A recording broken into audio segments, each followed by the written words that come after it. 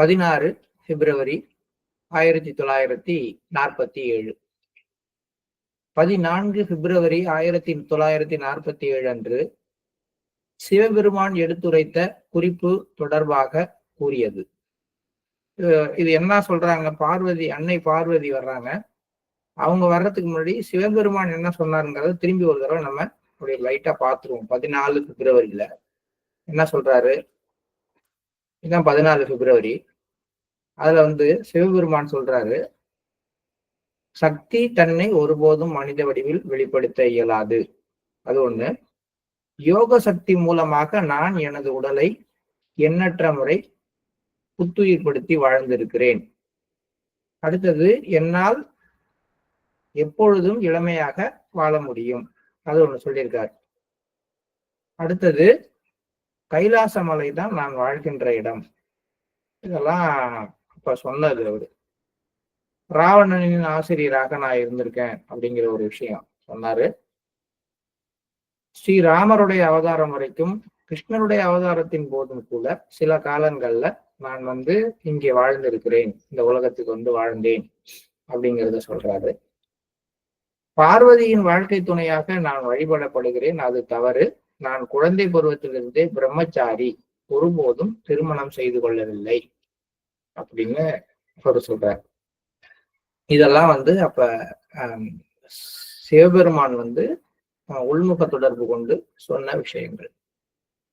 இப்ப பார்வதி தேவி என்ன சொல்றாங்க அப்படின்னு பார்த்தா கொஞ்சம் கான்ட்ரவர்சியலா சொல்றாங்க. அது ஏன் அப்படிங்கிறதுக்கு நான் ஒரு கருத்து வச்சிருக்கேன். அது உண்மையாங்கிறது தெரியல, பார்ப்போம்.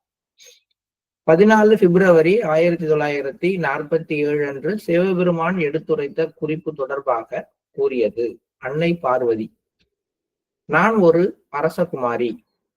யோகிராஜா மகாதேவருடன் எனது திருமணம் பற்றிய கதை தவறானது. நான் ஒரு கற்புடைய பெண். அத்தகைய குணம் உடைய ஒருவரை கணவராக அடைய விரும்பினேன். அதற்கேற்ப நான் அவரை என் இதயத்தில் தேடினேன், ஆராய்ந்தேன். அவர் உருவம் என் மனதில் தோன்றியது. அவர் தென்னிந்தியாவில் நிலப்புலன்களுக்கு உரிமையாளரான ஒரு அரசகுமாரர். அவருக்கு என்னை மணக்கும் எண்ணம் இல்லை. நான் அவரது குணாதிசயங்களை அறிந்திருந்தேன். எனது ஒருமுகமான காதல் அவரை நோக்கியே இருந்தது. அவரையே கணவராக அடைய நான் கடும் தவங்களை மேற்கொண்டேன். அந்த சமயம் நான் ஒரு இளம் வயதினள். எனவே அவரது நினைவிலேயே பல வருடங்களை கழித்தேன். கடவுளிடம் பிரார்த்தித்தேன், ஜபங்கள் செய்தேன். இறுதியில் இவை அனைத்தும் அவர் மனதில் ஒரு விளைவை உருவாக்கியது. எனக்கு அவருடன் திருமணம் நடந்தது. இந்த இடம் தான் ஒரு சின்ன கான்ட்ரவர்சியல். சிவபெருமான் சொல்றாரு, நான் ஒருபோதும் திருமணம் செய்து கொள்ளவில்லை, பிரம்மச்சாரி அப்படின்ட்டு. பார்வதி தேவி என்ன சொல்றாங்க, எனக்கு அவருடன் திருமணம் நடந்தது. ஆனா ஒரே ஒரு வார்த்தை இங்க மாத்துறாங்க, யோகி ராஜா மகாதேவர் அப்படின்னு சொல்றாங்க. இப்போ சிவபெருமான் பல்வேறு ரூபங்கள்ல இந்த ஒவ்வொரு காலகட்டத்திலையும் வாழ்ந்திருக்காரு இல்லையா? அது மாதிரி ஒரு குறிப்பிட்ட காலகட்டத்துல, ஒரு யுகத்துல வாழும் பொழுது அவருக்கு பேரு மகாதேவர் அப்படின்னு இருந்திருக்கலாம். அந்த மகாதேவர் அப்படிங்கிற அந்த ஒரு அவதாரத்தின் போது, அது மாதிரி ஒரு பிறவி எடுக்கும் பொழுது, அல்லது ஒரு யுகத்துல அந்த மாதிரி தன்னுடைய உடலை புதுப்பித்துக் கொண்டு அவர் வாழும் பொழுது இது நடந்திருக்கலாம். ஆனா சிவபெருமான் அப்படின்னு சொல்லக்கூடிய அந்த மூலமாக இருக்கக்கூடிய அவர் நான் பிரம்மச்சாரி அப்படின்னு சொல்றார். இப்படித்தான் நான் புரிஞ்சுக்கிட்டு இருக்கேன் இதை. ஏன்னா பார்வதி தேவி சொல்றதும் சிவபெருமான் சொல்றதும் கான்ட்ரவர்சியலா இருக்கு அப்படிங்கிறதுனால அவருடைய ஒரு பிறவியில மட்டும், ஒரு அவதாரத்துல மட்டும் வேணா பார்வதி தேவி அவருடன் வாழ்ந்திருக்கலாம். நாங்கள் வெகு காலம் ஒன்றாக வாழ்ந்தோம். இறுதியில் அவர் உயிர் நீத்த போது நான் சதி மேற்கொண்டேன். இதனாலதான் நான் சொல்றேன். ஏன்னா சிவபெருமான் என்ன சொல்றாரு, நான் அழிவற்றவன், நான் பல யுகங்களாக வாழ்ந்து கொண்டிருக்கிறேன், நான் விரும்பினால் என்னுடைய உடலை புதுப்பித்துக் கொள்வேன் அப்படின்லாம் சொல்றாரு. இங்க இவங்க என்ன சொல்றாங்க, இறுதியில் அவர் உயிர் நீத்த போது அப்படின்னு சொல்றாங்க. அப்ப நம்ம கும்பிடுற அந்த மகாதேவன், ஹரஹர மகாதேவா அப்படின்னு நம்ம பேசுற அந்த ஒரு கான்செப்ட், அவரு மட்டும் அது ஒரு ஒரு அவதாரமா இருக்கணும். அந்த அவதாரத்தினுடைய இறுதியில அவர் இங்க இருந்து கிளம்பின போது பார்வதி தேவி உடன்கட்டை ஏறினார் அப்படின்னு தான் நம்ம எடுத்துக்கணும். ஸோ இந்த காலகட்டத்துலதான் தட்சன் அப்படிங்கிற அரசனோட ஒரு ஒரு பெரிய சிவபெருமானுக்கு வர்றதா அவங்க கதை சொல்றாங்க. இது ஆனா மகாதேவர் அவருக்கு வர்றது அப்படின்னு பார்வதி தேவி சொல்றாரு. கோபத்தில் நான் யாகத்தீயில் குதித்து மறைந்ததாக என்னை பற்றி கூறப்படும் கதை உண்மையல்ல. அரசன் தக்ஷனின் யாகம் அழிக்கப்பட்டது உண்மைதான். ஆனால் அது அந்த விதத்தில் நிகழவில்லை. அது முற்றிலும் அந்த கால அரசருக்குரிய பண்பாட்டிற்கு முரணாக நிகழ்ந்தது. அரசன் என்னையும் என் கணவரையும் அந்த சடங்கிற்கு அழைக்காமல் இருந்திருக்க முடியாது. கதையில என்னன்னு கேட்டா, தட்சன் தன்னுடைய யாகத்துக்கு சிவபெருமான கூப்பிடல. பார்வதி தேவி அதனால அங்க போனாங்க, தானாவே போனாங்க, சிவபெருமான் சொன்னதை கேட்காம.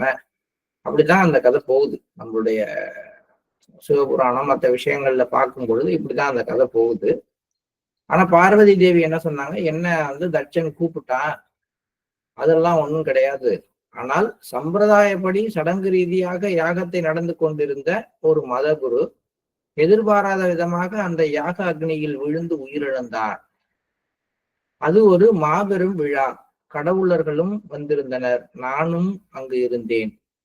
யாகம் நிகழும் பொழுது பிராமண பூசாரி உயிரிழந்ததால் அரசன் தக்ஷன் தீயவனாக, குற்றம் செய்தவனாக, ஒழுக்கமற்றவனாக கருதப்பட்டான்.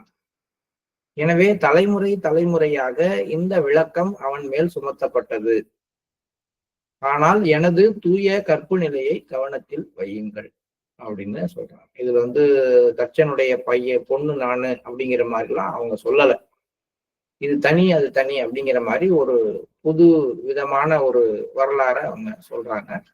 இது பத்தி நமக்கு நிறைய விஷயங்கள் பேசுறதுக்கு வாய்ப்பு இல்லை. ஏன்னா சிவனை பத்தி, சிவபெருமானை பத்தி, அவங்களுடைய அந்த சிவபுராணத்தை பத்தி எடுத்தோம்னா அது ஒரு வரிசையா கோர்வையா அது வேற மாதிரி ஒரு கதையாக வந்துட்டு இருக்கு.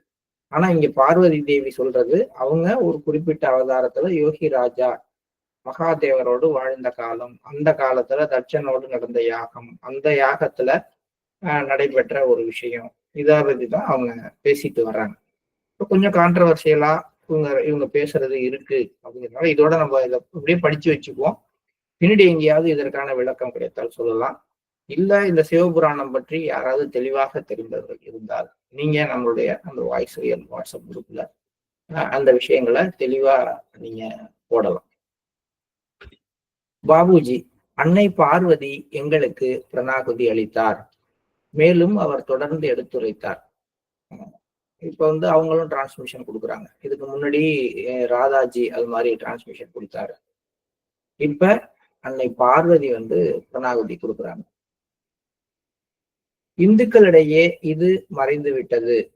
ஒரு கற்புள்ள பெண்ணின் கவனம் முழுவதும் அவள் கணவன் மீதே நிலைத்திருக்கும். இதை பத்தி பார்வதி தேவி ரொம்ப உறுதியா சொல்றாங்க.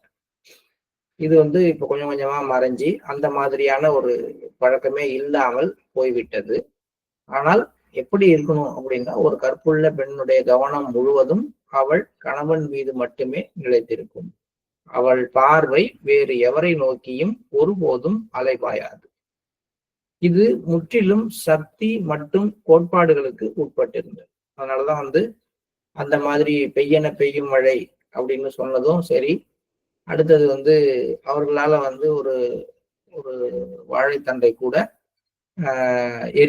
எரிய வைக்க முடியும் ஒரு கற்புடைய பெண் அப்படின்னு. அவங்க யார் ஒருத்தவங்களுடைய பார்வை கணவரை விட்டு மாறாமல் அலைபாயாமல் இருந்தது. அலைபாயிறது அப்படின்னா இது ஒரு வேற ஒரு நோக்கத்துல மட்டும் சொல்லப்பட்டதா எடுத்துக்கொள்ளக்கூடாது. சார்ந்திருத்தல் அப்படிங்கிறது கணவரை தாண்டி தன்னுடைய பெற்றோர்கள், தன்னுடைய சகோதரன், தன்னுடைய உறவினர்கள், தன்னுடைய பையன், இவர்களை சார்ந்து வாழ்ந்தால் கூட, அவர்கள் மீது சார்பு மாறினால் கூட அது நம்ம கற்புன்னு எடுத்துக்க முடியாதுங்கிறதான் இதுல ரொம்ப முக்கியமான விஷயம். சார்ந்து வாழ்வோம். நம்ம என்ன நினைச்சுக்கிறோம், கற்பு என்பதை ஒரு உடல் ரீதியான சம்பந்தத்தோடு ஒப்பிட்டு நம்ம பேசுறோம். ஆனா பார்வதி தேவி சொல்றது இந்த மாதிரி கிடையாது. அவங்க சொல்றது முற்றிலும் அவங்க வந்து கணவரை தவிர யார் மீதும் அவங்களுடைய கவனம் நிலைத்திருக்க கூடாது. வேறு யாரையும் சார்ந்து இருக்கக்கூடாது. அப்படி அந்த சார்பு தன்மை மாறும் பொழுது மனதினுடைய ஒருமுகப்பட்ட தன்மை, ஒருமையை நோக்கி செல்கிற அந்த தன்மை மாறி போகுது. அந்த ஒருமை பிரியும் பொழுது மனதின் சக்தி வந்து பலவிதமாக சேனலைஸ் ஆயிடும். அதனால அவங்களுடைய சக்தி குறைஞ்சு போகும். இதுதான் இதுல அவங்க சொல்றதனுடைய அடிப்படையாக நான் புரிஞ்சுக்கிறது. இது முற்றிலும் சக்தி மற்றும் கோட்பாடுகளுக்கு உட்பட்டிருந்தது. பெண்கள் கணவனையே அனைத்துமாக கருத வேண்டும். அப்ப ஆண்கள் என்ன பண்ணணும்னு நினைக்கிறாங்கன்னா, மனைவியையே அனைத்துமாக கருத வேண்டும் அப்படின்னு நினைச்சீங்கன்னா, இது வந்து ஒரு சின்ன வட்டமாக முடிஞ்சு போகும். அதுதான் பார்வதி தேவி சொல்றாங்க. பெண்கள் கணவனை அனைத்துமாக கருத வேண்டும். கணவன், அதாவது ஆண்கள் குருவை அனைத்துமாக கருத வேண்டும். அல்லது கடவுளை அனைத்துமாக கருத வேண்டும். இப்போ வந்து ஒரு சங்கிலி தொடர் உருவாகுது. அப்ப அது வந்து ஆன்மீக நோக்கத்துல அவங்கள இழுத்துட்டு போகுது. ஆனா இப்ப நவீன கால சமுதாயம் எப்படி இருக்குன்னா, நான் உன்னை விரும்பினும், நீ என்ன விரும்பணும். நான் உனக்கு எல்லாம் செய்யணும், நீ எனக்கு எல்லாம் செய்யணும். இந்த கான்செப்ட் தான் இந்த நவீன காலத்துல மிகப்பெரிய தவறாக இருக்கிறது. அது வந்து மிகப்பெரிய இலக்கியங்கள்ல பேசலாம், சமூக வாழ்க்கையில பேசலாம். எல்லாத்துலயுமே பையனை வந்து அப்பா பாத்துக்கிறாங்க. அப்பாவா இருக்கிறவங்க தன்னுடைய பையனை பாத்துக்கிறாங்க. திரும்பி சமூகம் என்ன சொல்லுதுன்னா, தன்னுடைய பையன் அப்பாவை நல்லா பாத்துக்கணும். அப்படி கிடையாது. அந்த பையன் அவனுடைய பையனை தான் நல்லா பாத்துக்க முடியும். அவங்க அப்பா அம்மாவை அவனால பார்த்து கொள்ள முடியாது. குறைஞ்ச அளவுக்கு அவங்களுக்கு சேவை செய்யலாம். அதிகபட்சம் அவங்களுடைய தேவைகள் இதெல்லாம் என்ன இருக்குன்னா, அடுத்த தலைமுறையை உருவாக்குறது தான் இருக்கணும். ஒரு 40 வயசு வரைக்கும் ஒரு அப்பா அம்மா பையனை வளர்க்குறாங்க. அதுக்கப்புறம் அவங்க 40 வருஷத்துக்கு இருப்பாங்க. அந்த 40 வருஷமும் பையன் அப்பா அம்மாவை பார்த்துக்கிட்டு அவங்கள சரி பண்ணிக்கிட்டே உட்கார்ந்தா அவனுடைய பையனை யார் பார்த்துக்கிறது? அப்ப பார்த்துக்க வேண்டாம் அப்படிங்கிறது கிடையாது. நம்ம வந்து ஒரு ஒரு விஷயத்த நம்ம சமூகத்துல எப்படி பார்க்கிறோம் அப்படின்னா, பதிலுக்கு பதில் செய்யணும். எனக்கு ஒருத்தர் ஹெல்ப் பண்ணா திரும்பி அவருக்கு ஹெல்ப் பண்ணணும் அப்படின்னு நினைக்கிறோம். அப்படி ஹெல்ப் பண்ணா அது ஒரு சின்ன செயின். எனக்கு ஒருத்தர் ஹெல்ப் பண்றாரு, அவர் யாருன்னே தெரியாது, அவர் நல்லா இருக்கட்டும். நான் இன்னொருத்தருக்கு எனக்கு வாய்ப்பு கிடைக்கிற ஒருத்தருக்கு ஹெல்ப் பண்றேன், அவரு யாருன்னே தெரியாது, அவருக்கு என்னால முடிஞ்ச உதவி செய்யறேன். அந்த நன்றி உணர்வோட அவர் இன்னொருத்தருக்கு உதவி செய்யறாரு. இப்படி ஒரு செயினை கிரியேட் பண்ணும் பொழுது அது வந்து நிலைத்து நிக்குது. அதே தான் இங்கேயும் சொல்றாங்க. அதாவது வந்து குழந்தைகள் வந்து அப்பா அம்மாவை சார்ந்திருக்கு, மாதா பிதாவை சார்ந்திருக்கு, பிதா குருவை சார்ந்திருக்கணும், குரு கடவுளை சார்ந்திருக்கு. இதுதான் வந்து இந்த சார்பு தன்மை, இந்த செயின். இந்த செயின் இப்படி இருக்கிற வரைக்கும் உலகத்துல எல்லாமே சீராக தன்னுடைய எனர்ஜியை பெற்றுக்கொண்டிருக்கு. சக்தி ஓட்டம் சீராக இருக்கும். குழந்தைகள் அம்மாவையும், அம்மா அப்பாவையும், அப்பா குருவையும், குரு கடவுளையும் சார்ந்திருக்கிற ஒரு தன்மையை நினைத்து பார்க்கும் பொழுது சக்தி ஓட்டம் மிக சீராக பரவறதுக்கு வாய்ப்பு இருக்கு.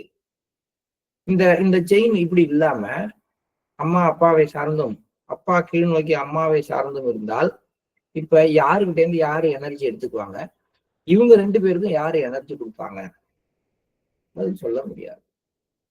அதனால இந்த இடத்த நம்ம கொஞ்சம் சிந்திச்சு பார்த்தோம் அப்படின்னா, இந்த தத்துவம் என்ன சொல்லுது? இது வந்து ஆணாதிக்கம், பெண் ஆதிக்கம் அப்படிலாம் எடுத்துக்க கூடாது. இந்த தத்துவம் என்ன சொல்லுது? பின்னாடி இருக்கிற கான்செப்ட் என்ன? ஒரு எனர்ஜி மையத்துல இருந்து கிளம்பி வருதுன்னா, யாரு யாரோட தொடர்பு கொள்ளணும் அப்படிங்கிறதுல ஒரு சீரான அமைப்பு முறை இருக்கணும். இருக்கிற பட்சத்துல இதெல்லாம் கரெக்ட். இப்ப இந்த பெண் வந்து குருவாக இருந்தா இருக்கலாம். அங்க பெண்ணுன்னு சொல்லல, ஆண்னு சொல்ல, குருன்னு தான் சொல்லியிருக்காங்க. மாதா பிதா இது 2க்கு மட்டும்தான் ஆண் பெண் வேறுபாடு. அதுக்கப்புறம் அடுத்து இருக்கிற கான்செப்ட் குரு யாரு அப்படிங்கிறத பத்தி சொல்லல. கடவுள் யாரு, ஆணா பெண்ணா, அதை பத்தி தெரியாது. ஆனா இந்த 2 பொறுத்த வரைக்கும் இந்த மாதிரியான ஒரு விஷயம் இருக்க வேண்டும். சார் இதுல எக்ஸப்ஷன் கேஸ் இருக்கலாமா?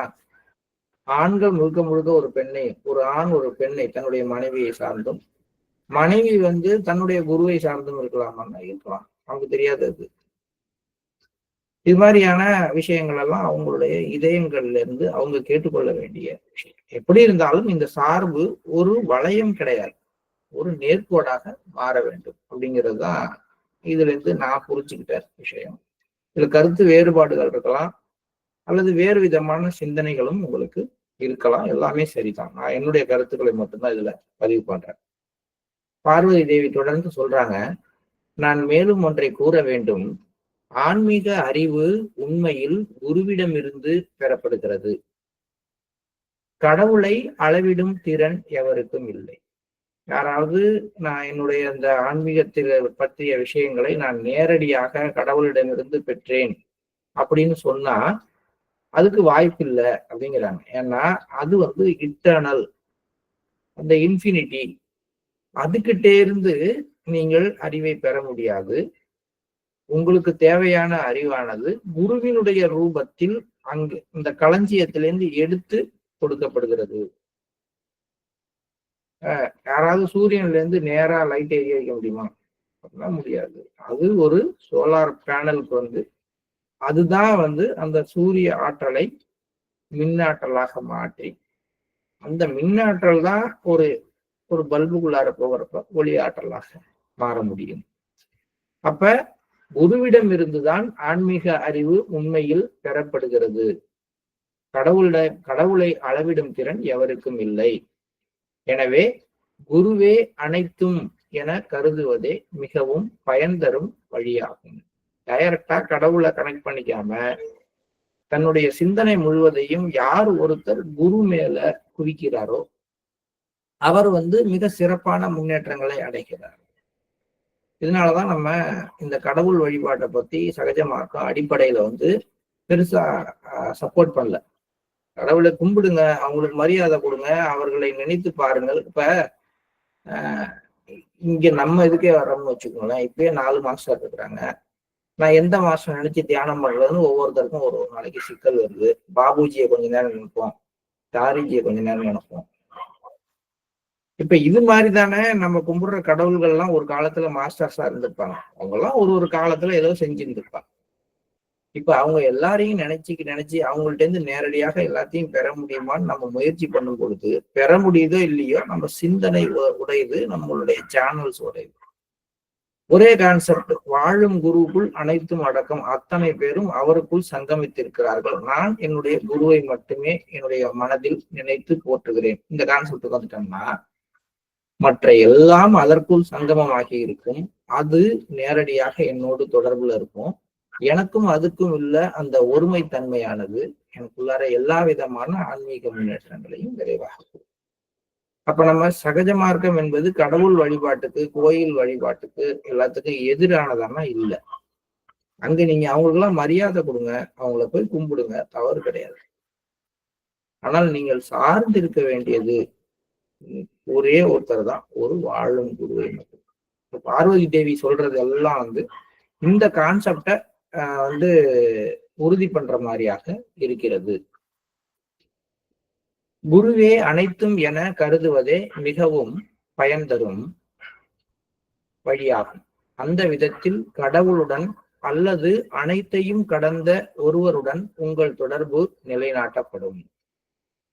அங்கேயும் சொல்றாங்க, குருவே அனைத்தும் என கருதுவதன் மூலமாக கடவுளுடன் அல்லது அனைத்தையும் கடந்த ஒருவருடன், அது யாருன்னு சொல்லலாம், உங்கள் தொடர்பு நிலைநாட்டப்படும்.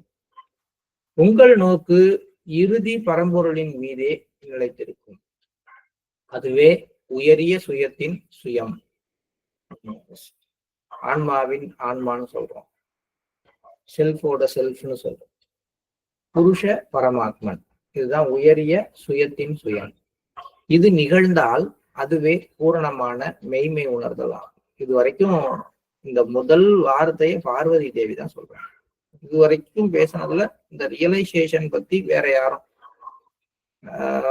பேசிட்டு வர்ற மாதிரி தெரியல. நான் முதல்ல இந்த வார்த்தை, இந்த பூரணமான மெய்மை உணர்தல் அப்படின்னு சொல்லி அதற்கான ஒரு டெஃபினிஷன் முதல்ல பார்வதி தேவிகிட்ட இருந்தான் வருது. இது ஒரு ஒரு முழுமையான கான்செப்டை அவங்க சொல்றாங்க. எப்படி ஒருமைத்தன்மையோட இருக்கணும், யார் யாரை சார்ந்திருக்க வேண்டும், அந்த மாதிரி சார்ந்திருந்தால் என்ன நடக்கும் அப்படிங்கிறத சொல்லி புருஷ பரமாத்மன் அப்படிங்கிற ஒரு விஷயத்தை பத்தி பேசி இதுவே பூரணமான மெய்மை உணர்தல் அப்படின்னு சொல்லி முடிக்கிறாங்க. ஒரு கற்புள்ள பெண்ணின் கணவன் ஒருபோதும் ஒழுக்கமற்றவனாக இருக்க முடியாது. இப்படி சொல்லிட்டு வரும் பொழுதே பல பேர் இப்ப இதை கேட்டுட்டு இருக்கிற இருக்கக்கூடிய சகோதரிகள் கூட ஒரு கேள்வி வச்சுக்குவாங்க. ஒரு பெண் கணவனை சார்ந்திருக்க வேண்டும்னு சொல்றீங்க. ஆனா அந்த கணவன் ஒழுக்கமற்றவராக இருந்தால், இறை நம்பிக்கை இல்லாதவராக இருந்தால், அவர் ஒரு குருவை சாராமல் இருக்கும் பொழுது நான் அவரை சார்ந்து வாழ்ந்து என்ன பயன்? இந்த கேள்வி இருக்கும். இதுக்கும் பார்வதி தேவி பதில் சொல்றாங்க. நீங்கள் உங்கள் ஒருமித்த தன்மையில உங்கள் கணவரின் மீது உங்களுடைய முழு மனம் குவிப்போட இருந்தால் அவர் தன்னுடைய வழியிலிருந்து தவறாமல் இருப்பார். அதுதான் அவங்க சொல்றாங்க. ஒரு கற்புள்ள பெண்ணின் கணவன் ஒருபோதும் ஒழுக்கமற்றவனாக இருக்க முடியாது. அந்த காலத்தில் தக்ஷன் என்பது ஒழுக்கமற்றவனுக்கான ஒரு பட்ட பெயராக இருந்தது. அப்ப ஒரு கற்புள்ள பெண்ணின் கணவன் ஒருபோதும் தக்ஷனாக இருக்க முடியாது அப்படின்னு நம்ம எழுதுவோம். ஏன்னா யாருக்கெல்லாம் டிசிப்ளின் இல்லையோ, யாரெல்லாம் ஒழுக்கமற்றவர்களாக கருதப்படுகிறார்களோ அவங்களை எல்லாம் தர்ஷன்னு சொல்லலாம் அப்படிங்கிற மாதிரி அவங்க சொல்றாங்க. அந்த பட்டப்பெயரை சொல்லலாம் அப்படின்னு சொல்றாங்க. இந்த இடமும் ஒரு கான்ட்ரவர்சியல் தான். ஏன்னா எல்லாருடைய இப்ப நான் சகஜ மார்க்கத்துல இருக்கேன், நான் தியானம் பண்றேன், நான் ஒரு பெண்ணுன்னு வச்சுக்கோ. இப்ப என்னுடைய கணவருக்கு இறை நம்பிக்கையும் கிடையாது, குரு மேல நம்பிக்கையும் கிடையாது. நான் என்னுடைய குருவை நினைக்காம என்னுடைய கணவரையே என்னுடைய மனதில் ஒருமுகப்படுத்தி சார்ந்து வாழ்வதன் மூலமாக நான் எப்படி ஆன்மீக முன்னேற்றம் அடையும்? இந்த கேள்வி வரும். இப்ப அதுக்கும் பாபுஜி ஒரு இடத்துல சொல்றாரு, நீங்கள் உங்கள் கணவர் மீது உங்களுடைய கவனத்தை நிலைநிறுத்தும் போதே இன்னொரு கவனமும் இன்னொரு எண்ணமும் உள்ளுக்குள்ளார இழையோடணும். அவர் என்னுடைய குருநாதருடன் இடையறாமல் இணைக்கப்பட்டிருக்கிறார். என்னுடைய கணவர் குருநாதரோடு, என்னுடைய மாஸ்டரோடு எந்த விதமான இடையீடும் இல்லாமல் எப்பொழுதும் இணைக்கப்பட்டிருக்கிறார். என் மாஸ்டரோடு எப்பொழுதும் மாறாமல் இணைந்திருக்கிற என் கணவரை நான் நேசிக்கிறேன். இப்படிதான் அந்த நேசம், இப்படிதான் அந்த தொடர்பு. நான் அவரை நேசிக்கிறேன், அவர் அவரை நேசித்துக் கொண்டிருக்கிறார். அப்படிங்கிற மாதிரியான எண்ணத்தோட நீங்க அது நடத்தும் பொழுது இந்த ஒரு கற்பு அப்படிங்கிற விஷயமானது அவர்களின் நேர்வழியில் திருப்புற சக்தியை அவங்களுக்கு கொடுக்கலாம் அப்படின்னு சொல்றாரு. ஸோ இதெல்லாம் அவங்க வாழ்க்கையில அவங்கவுங்க தானே செயல்படுத்தி பார்த்து இதனுடைய உண்மைத்தன்மை, இதனுடைய வீரியம் என்ன அப்படிங்கிறத புரிஞ்சுக்கொள்ளணும். There is no general concept. இப்ப பாபுஜி கிட்ட ஒரு கேள்வி கேட்கிறாங்க. அத பாபுஜி பார்வதி தேவிட்ட சொல்றார். கற்புள்ள மனைவியின் கணவன் ஒழுக்கமற்றவனாக இருப்பது சம்பந்தப்பட்ட ஒரு வினா மண்டோதரி மற்றும் ராவணன் குறித்து கேட்கப்பட்டது. இதை பத்தி பார்வதி தேவிட்ட கேட்கிறாங்க. இப்ப நீங்க இப்படிலாம் சொல்றீங்களே, மண்டோதரி ஒரு கற்புள்ள பெண். ஏன்னா மண்டோதரி ஒரு மிகச்சிறந்த கேரக்டர். நீங்க ராமாயணத்துல பார்க்கும்பொழுது ராவணனுக்கு ஒவ்வொரு இடத்திலும் மிக சிறப்பாக அந்த புத்தி சொல்றது, அவங்க சொல்ற அந்த அழகே தனி. கம்பராமாயணத்தை படிக்கும் பொழுது அப்படிப்பட்ட ஒரு கற்பு நிறைந்த பெண்ணாக மண்டோதரியானவங்க சித்தரிக்கப்படுறாங்க ராமாயணத்துல. அததான் கேட்கிறாங்க. நீங்க சொல்ற மாதிரி கற்புள்ள மனைவியினுடைய கணவன் ஒழுக்கமற்றவனாக இருக்க முடியாதுன்னு சொல்றீங்களே, அப்ப ராவணன் ஏன் அப்படி இருந்தார் அப்படிங்கிற ஒரு கேள்விய அங்க பார்வதி தேவிட்ட வைக்கிறாங்க. பட் இதுக்கு நேரடியா பார்வதி தேவி பதில் சொல்ல சுவாமி விவேகானந்தர் சொல்றார். என்ன சொல்றாருன்னா, எல்லாத்துலயும் எக்ஸெப்ஷன் உண்டுங்க, எல்லா ரூல்ஸுக்கும் எக்ஸெப்ஷன் உண்டு. இந்த கற்புள்ள ஒரு மனைவியினுடைய கணவர் ஒழுக்கமற்றவராக இருக்க முடியாதுங்கிற ரூல்ஸுக்கும் விதிவிலக்கு இருக்கு. அது ரொம்ப ரேரு. அதுலதான் அந்த மண்டோதரி ராவணன் கான்செப்ட் வருது அப்படின்னு அவரு சொல்றாரு. இப்போ இயற்கையில இருக்கிற எல்லாத்துக்கும் தெளிவான விளக்கங்கள் எல்லாராலையும் சொல்ல முடியாது அப்படிங்கிறது இயற்கையினுடைய இன்னொரு வரையறை. எல்லாத்தையும் வரையறுத்துற முடியும் அப்படின்னா அது இயற்கையாக இருக்க முடியாது. எல்லாத்தையும் ரூல்ஸுக்குள்ளார அடக்கிட்டாலே அதுக்கு தனியா ஒரு வரையறை வந்துருது. இயற்கை என்பது எந்த வரையறைகளுக்கும் உட்படாது அப்படிங்கிறத அது நிரூபிக்கிறதுக்கு அது என்ன பண்ணுது, இந்த மாதிரி விதிவிலக்குகளை தானே அனுமதிக்குது அப்படிங்கிறதான் சுவாமி விவேகானந்தர் சொல்றதுடைய அடிப்படையாக இருக்கும். ஸோ அன்னை பார்வதி இன்னைக்கு சொல்ற அந்த கான்செப்ட்லாம் நமக்குள்ளார சில தெளிவையும் அதே நேரத்துல சில வினாக்களையும் உள்ளார எழுப்பி. இப்ப நம்ம என்ன பண்ணணும் அப்படின்னா, அவங்க சொல்ற அந்த ஒரு தத்துவத்தை முழுமையாக புரிந்து கொள்ள முயற்சி பண்ணணும். அதுக்கு பாபுஜிக்கு அன்னை பார்வதி டிரான்ஸ்மிஷன் கொடுத்த மாதிரி நமக்கு நம்மளுடைய மாஸ்டருடைய அந்த பிரணாவதி தான் அந்த ஒரு தெளிவை நமக்கு கொடுக்கும். இதுல சந்தேகம் வந்தா அந்த சந்தேகத்துக்கு நானோ அல்லது வேற யாருமோ உங்களுக்கு விளக்கம் சொல்ல முடியாது. இது முழுக்க முழுக்க உங்களுடைய தனிப்பட்ட வாழ்க்கையில நீங்க பயன்படுத்தி அறிந்து கொள்ள வேண்டிய, தெரிந்து கொள்ள வேண்டிய ஒரு விஷயம். 19 பிப்ரவரி 1947 சுவாமி விவேகானந்தர். உலகம் முடிவுறும் தருவாயில் இறுதியாக அழிக்கும் சக்தியை, க்ஷய சக்தி, அழிக்கும் சக்தியை அதான் சொல்றாரு, அதை பயன்படுத்துவதே தங்கள் செயல் திட்டத்தின் கடைசி பகுதியாக இருக்கும். பொதுவாக இத்தகைய சக்திகள் எப்போதாவதுதான் ஒருவருக்கு வழங்கப்படும். உங்கள் நிலை பற்றி உங்களுக்கே தெரியாது. உங்களது துன்பம், வலி மற்றும் சிரமங்களுக்கு அதுவே காரணம். அந்த மகா சக்தியுடன் நீங்கள் இணைக்கப்பட்டுள்ளீர்கள். அதன் சில கூறுகள் இன்னும் தங்கள் உடலில் எஞ்சியுள்ளன. ரொம்ப முக்கியமான ஒரு விஷயம் இது. இந்த கான்செப்ட் ரகசியம், பரம ரகசியம் அப்படின்னு எடுத்துக்கலாம், அல்லது ஓப்பனாவே இயற்கை சொல்ற ஒரு ஸ்டேட்மெண்ட் எடுத்துக்கலாம். உலகம் முடிவுறும் தருவாயில் இறுதியாக அழிக்கின்ற சக்தியை பயன்படுத்துவதே தங்கள் செயல் திட்டத்தின் கடைசி பகுதி. அப்ப பாபுஜியினுடைய அந்த எக்ஸ்பேண்ட் ஆகிற ஸ்பேன் எவ்வளவு காலத்துக்கு அப்படின்னு சொல்றாருன்னா, இந்த பிரளயம் வரைக்கும் சொல்றாரு. இந்த உலகத்தினுடைய மகா பிரளயம் நடந்து அனைத்து உயிர்களும் ஒன்றாக ஒழுங்குற அந்த காலகட்டம் வரைக்கும் பாபுஜி இருக்கப்படுறார். அவர்தான் இறுதியாக அந்த அழிக்கும் விஷயத்தை செய்ய முடியும். ஸோ இதை நிரூபிக்கிற மாதிரி ஒரு சின்ன சம்பவம் சாரிஜியும் பாபுஜியும் ஒரு ஃபிளைட்ல பயணம் பண்ணும் பொழுது நடந்திருக்கும். நம்ம எல்லாருமே படிச்சிருப்போம். இந்த இடத்துல அதை ஞாபகப்படுத்துறேன். அவ்வளவுதான். அப்ப பாபுஜி மிக ஆழ்ந்த நிலைமையில ஒரு தியானத்துக்கு போறாரு. அதுக்கப்புறம் சாரிஜியோட ஒரு சம்பாஷணம் இருக்குது. அதுல பாபுஜி கேட்கிறாரு, இப்ப நான் என்ன பண்ணேன் அப்படிங்கிறத நீங்க கண்டுபிடிச்சு சொல்லு அப்படின்னு. அப்ப பாபுஜி கிட்ட சாரிஜி சொல்றாரு, நீங்க ஏதோ ஒரு வேலை செஞ்சீங்க, அது எதிர்காலத்துல ரொம்ப காலத்துக்கு அப்புறம் உள்ள ஒரு விஷயம்.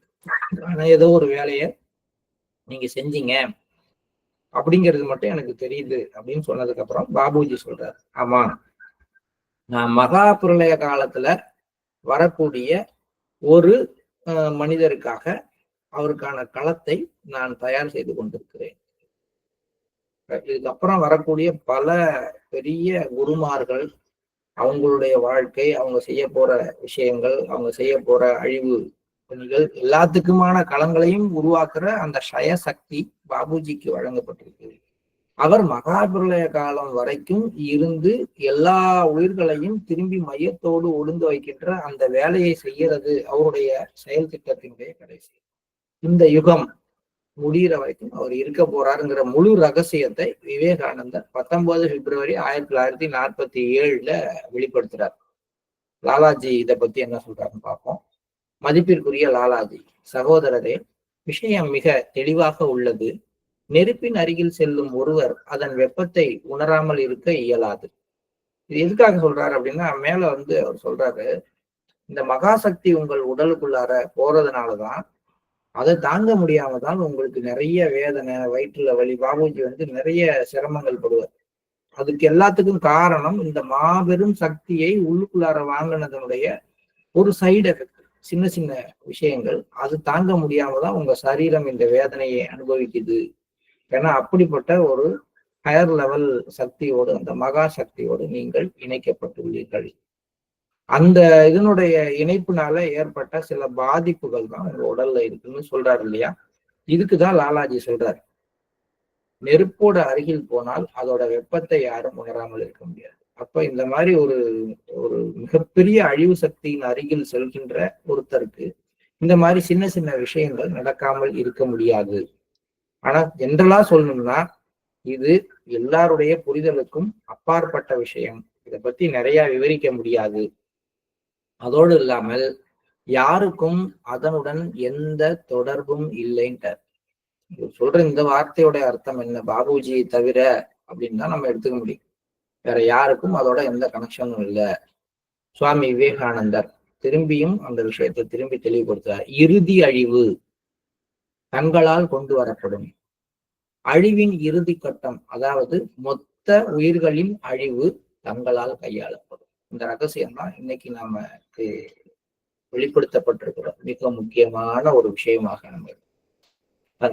அதனால ஒட்டுமொத்த இந்த உலகமும் இறுதியாக அழிகிற அந்த ஒரு காலம், நோவாவை பத்தி பேசியிருப்பாங்க, மகாபிரளயம் பத்தி பேசியிருக்காங்க. எல்லாம் நிறைய நம்முடைய விஷயங்கள்ல எல்லா புராணங்களையும் இதை பத்தி இருக்கு, மதங்களை கடந்து. ஆனால் இன்னும் உலகம் இயங்கிக்கிட்டு தான் இருக்கு. இந்த உலகத்தினுடைய ஒட்டுமொத்த அழிவுங்கிறது என்னைக்கு நடக்க போகிறதோ, என்னைக்கு அண்ட சராசரங்களை அழிந்து ஒன்றோடு ஒன்றாக இணைய போகிறதோ, அதுக்கான சக்தியை கொடுத்து அதை செய்ய போறது பாபுஜி மகராஜ் தான் அப்படிங்கிற ஒரு விஷயத்தை இன்னைக்கு இந்த புத்தக வாசிப்புல நம்ம உணர்றதுக்கு மாஸ்டர் உதவி செஞ்சிருக்காரு. மிக பிரமிப்பான ஒரு விஷயம். எத்தகைய ஒரு அமைப்பின், எத்தகைய ஒரு குருநாதரின் கீழே நம்ம இருக்கிறோங்கிறத நாம மீண்டும் புரிந்து கொள்வதற்கு இந்த பகுதி நமக்கு உதவலாம். இந்த இடத்துல நம்ம நிறுத்திட்டு இந்த ஒரு பிரமிப்போடு இன்றைக்கு நம்ம தியானத்துக்குள்ள போகலாம். Please start meditation.